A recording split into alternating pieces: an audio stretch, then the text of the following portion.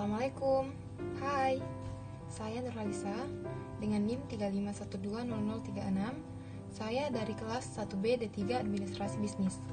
Jadi, pada video kali ini saya ingin memaparkan pendapat saya mengenai apa sih makna dari pembukaan Undang-Undang Dasar tahun 1945.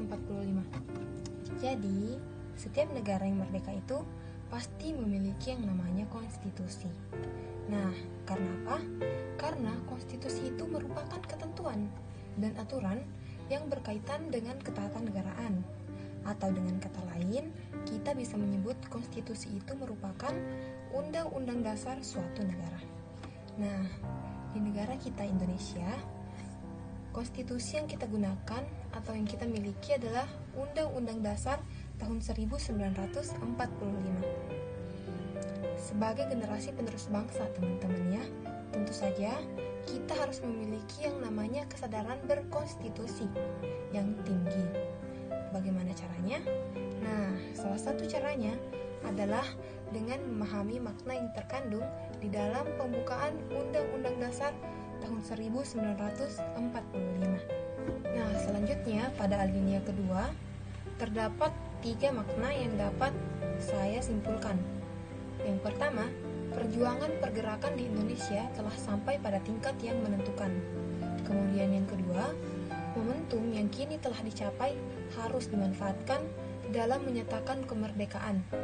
Yang ketiga, kemerdekaan tersebut bukan merupakan tujuan akhir, melainkan harus diisi dengan mewujudkan Indonesia yang merdeka dan makmur.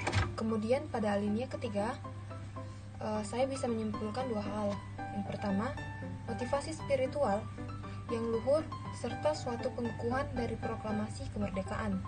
Kemudian yang kedua, ketakwaan bangsa Indonesia terhadap Tuhan Yang Maha Esa, karena berkat ridhonya lah bangsa Indonesia berhasil dalam perjuangan mencapai kemerdekaannya. Pada alinea ketiga, saya bisa menyimpulkan 2 hal.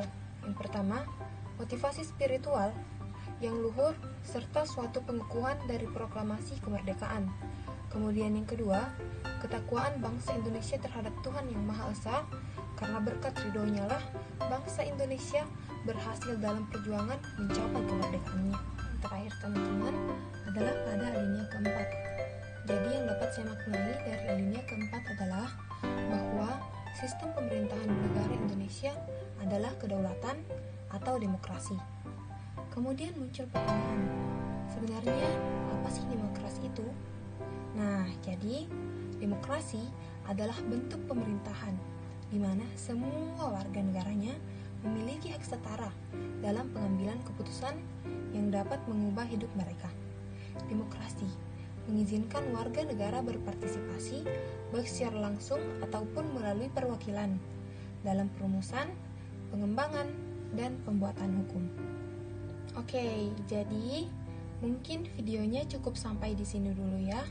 Apabila ada kekurangan, mohon dimaafkan. Sekian, wassalamualaikum warahmatullahi wabarakatuh.